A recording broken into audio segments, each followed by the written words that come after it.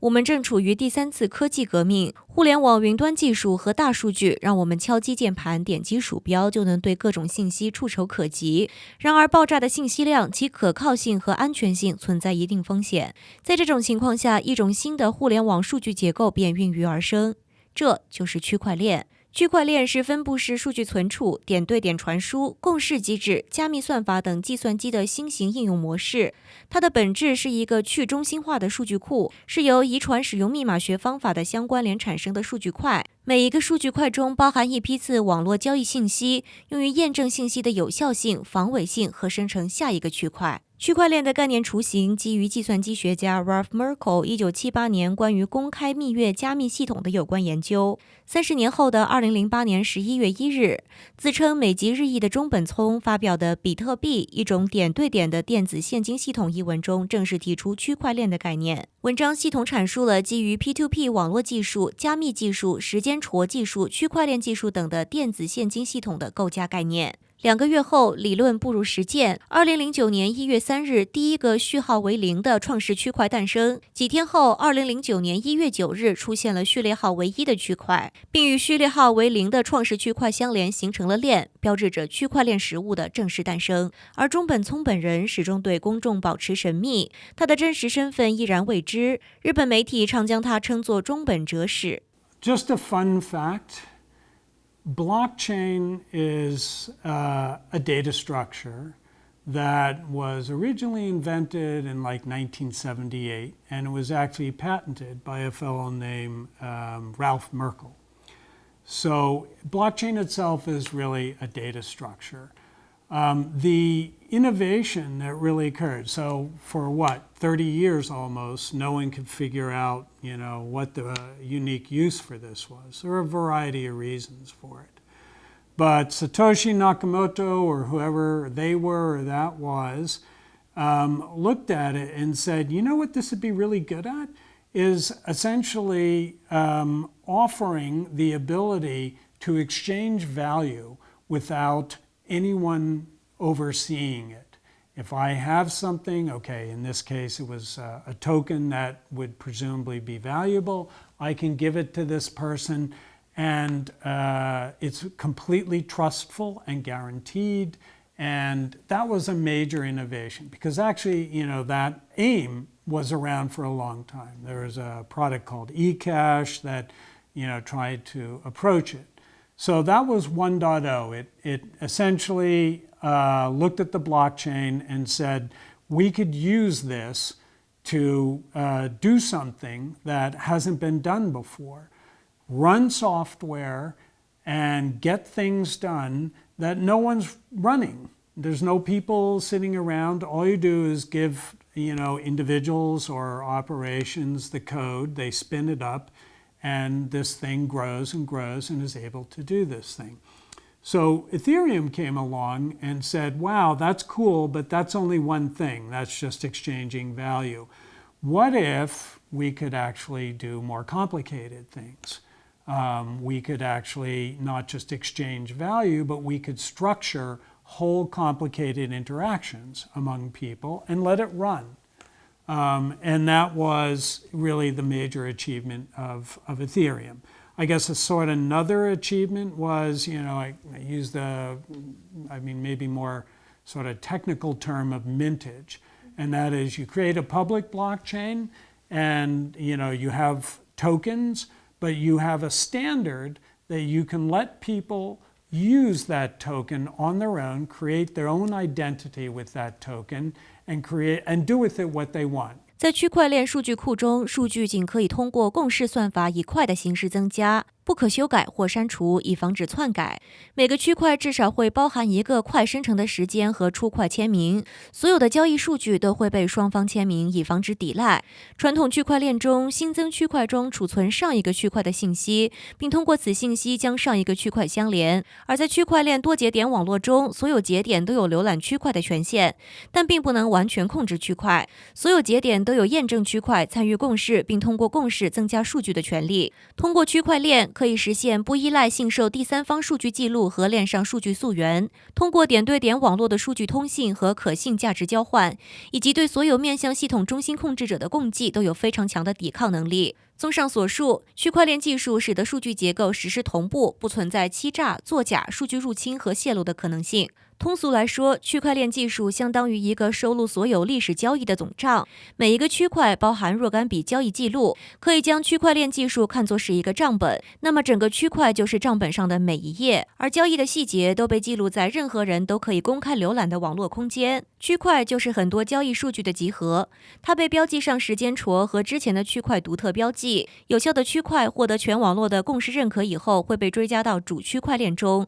区块链是由包含交易新的区块以后向前有序连接起来的数据结构。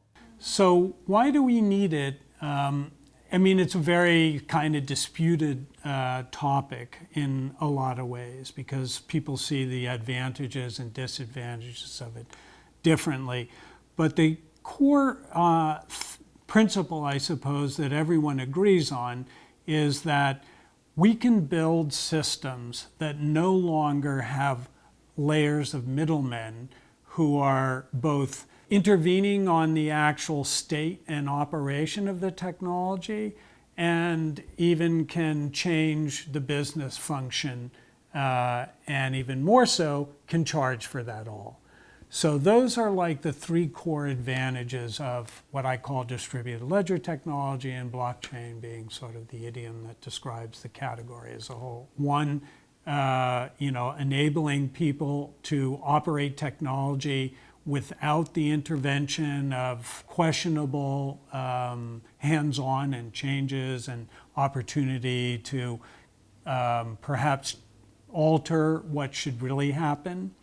And then the business layer, which can also intervene in similar ways. And there's also, I guess, one thing that I did leave off, and that is there's new ways of sort of reducing cost and reducing friction. And that, of course, is the whole value proposition that's behind, the, I guess, cryptocurrencies or tokens or however you want to describe them. But ultimately, they're systems of value that can reduce costs, can reward people who contribute, and incent people to actually even adopt the technology. 在一个分布众多节点的系统中，每一个节点都具有高度自治的特性。节点直接连接彼此，可以自由连接，形成新的连接单元。任何节点都可能成为阶段性中心，但不具备强制性的中心控制功能。节点与节点之间的影响会通过网络而形成非线性因果关系。这种开放式、扁平化、平等性的系统现象或结构被称之为去中心化。随着主体对客体的相互作用的深入和认知机能的不断平衡，认知结构的不断完善，个体能从自我中心结构中解除出来。这个过程也被称之为去中心化，而区块链技术也是去中心化概念的具体实践。在当今的社会中，几乎所有的机制都具备中心化的特质。虽然绝对的去中心化并不优于绝对的中心化，但不可否认，在当下环境，中心化机制更容易出现作假、舞弊等情况。区块链技术所带来的并不是绝对的去中心化，而是作为一种可以实现去中心化的工具，使价值交流环境更加澄清透明。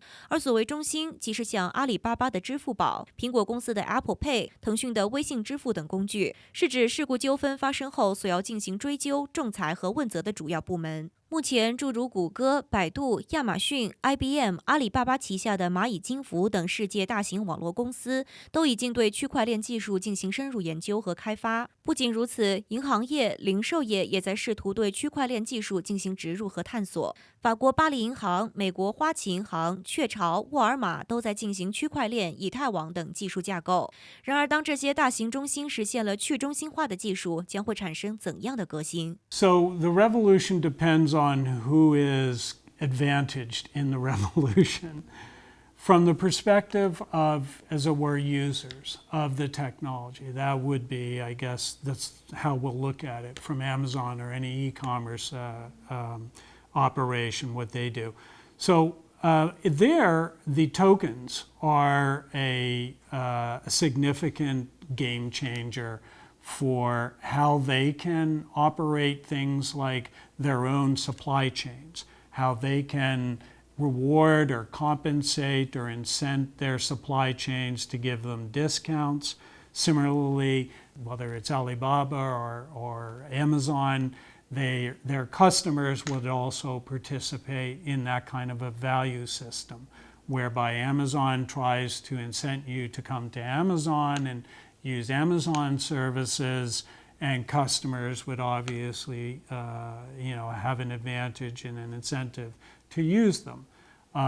If those tokens were offered widely and there's an ecosystem built around those tokens, you start to achieve something that really was a vision that weird way began with Bitcoin, and that is to say this is a whole new currency.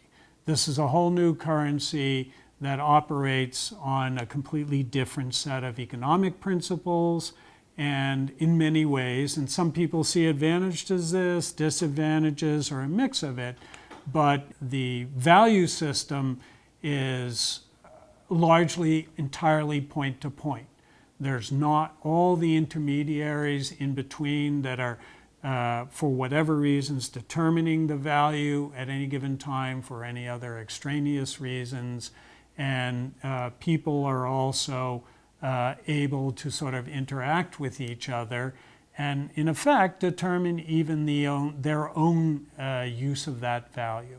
作为区块链技术最重要的一个环节，比特币一定是不可不谈的议题。比特币是与区块链共同诞生的概念，同样由中本聪在2008年11月1日提出，次年1月3日正式诞生。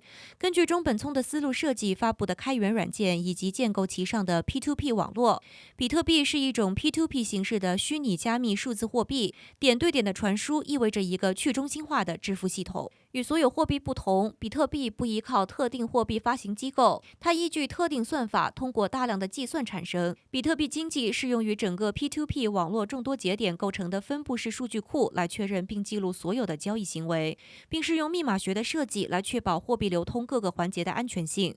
P2P 的去中心化特性与算法本身可以确保无法通过大量制造比特币来操纵币值。基于密码学的设计可以使比特币智能被真实的拥有者转移或支付。这同样确保了货币的所有权与流通交易的匿名性。比特币与其他虚拟货币最大的不同是其数量非常有限，具有极强的稀缺性。2017年12月17日，比特币达历史最高值19850美元。然而，今年9月，比特币出现滑铁卢，市值暴跌。Joseph 认为，比特币出现如今的局面，其根本原因是因为它到目前为止依然没有成为一种真正的货币体系。Ideally, what Bitcoin failed to do is become a real currency, a thing that you can use. You can go out and buy milk or go to the gas station and get something, or go onto Amazon and buy some product. We haven't got there. We're a long way. But one of the promises of a particular platform and the token that it uses is for it to become that value store and that generate that sort of value ecosystem and economy. 近年来，第5代移动通信系统 5G 已经成为通信业和学术界讨论的热点。5G 的发展主要有2个驱动力：一方面，以长期眼镜技术为代表的第4代移动通信技术 4G 已全面商用，对下一代技术的讨论已提上日程；另一方面，移动数据的需求爆炸式增长，现有移动通信系统难以满足未来需求，从而继续研发新一代 5G 系统。5G 移动网络与早期的2G、3G 和4G 移动网络一样，5G 网络是数字蜂窝网络。在这种网络中，供应商覆盖的服务区域被划分为许多被称为蜂窝的小地理区域，表示声音和图像的模拟信号在手机中被数字化，由魔术转换器转换并化作比特流传输。5G 网络的主要优势在于数据传输速率远高于以前的蜂窝网络，最高可达每秒10 GB， 速度是现有4G LTE 蜂窝网络的100倍。另一个优点是较低的网络延迟，目前的4G 技术网络延迟在30到70毫秒之间，而5G 网络低于1毫秒。由于数据传输更快，5G 网络不仅仅为手机提供服务，而且将成为一般性的家用和商用网络供应商与有线网络提供竞争。以前的蜂窝网络络提供了适用于手机的低数据率互联网接入，但一个手机发射塔不能经济地供应足够宽带作为家用计算机的一般互联网供应商。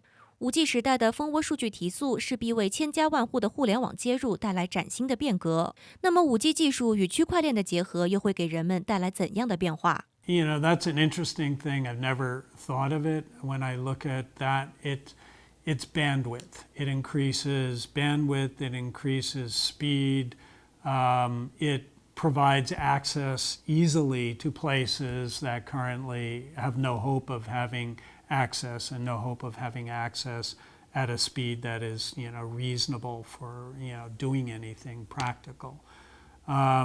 So that's the sort of value. How it figures in blockchain technology or things like that is probably most significantly in the fact that it's bringing high-speed communication, high-speed internet availability to a whole set of new places that it doesn't exist.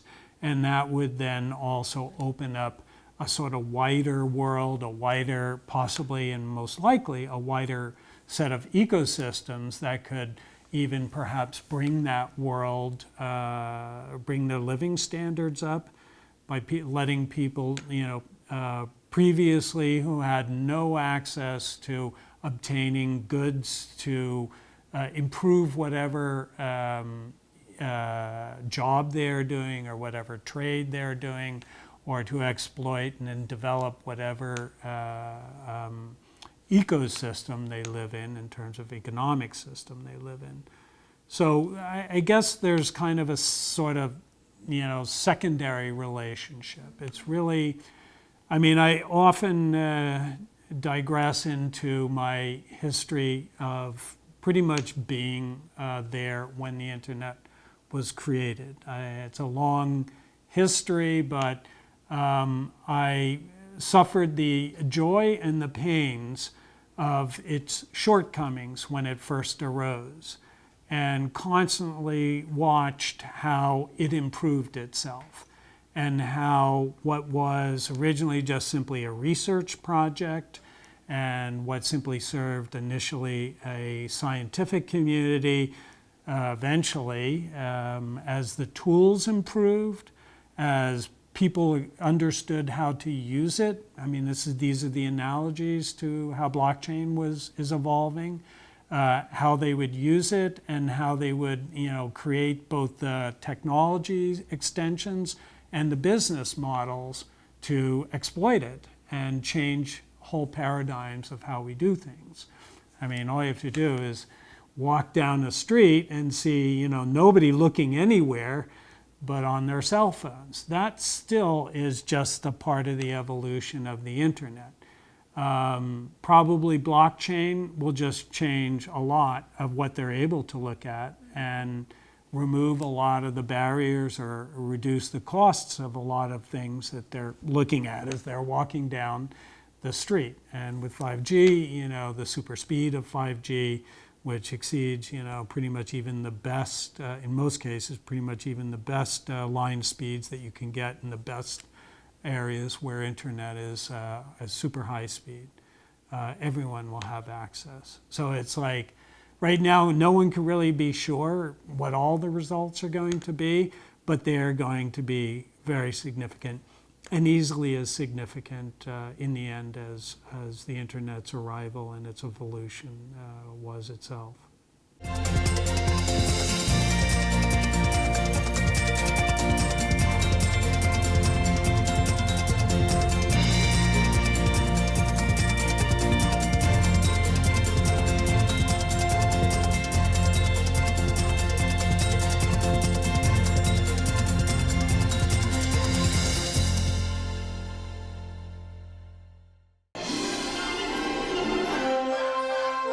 您正在收看的是凤凰卫视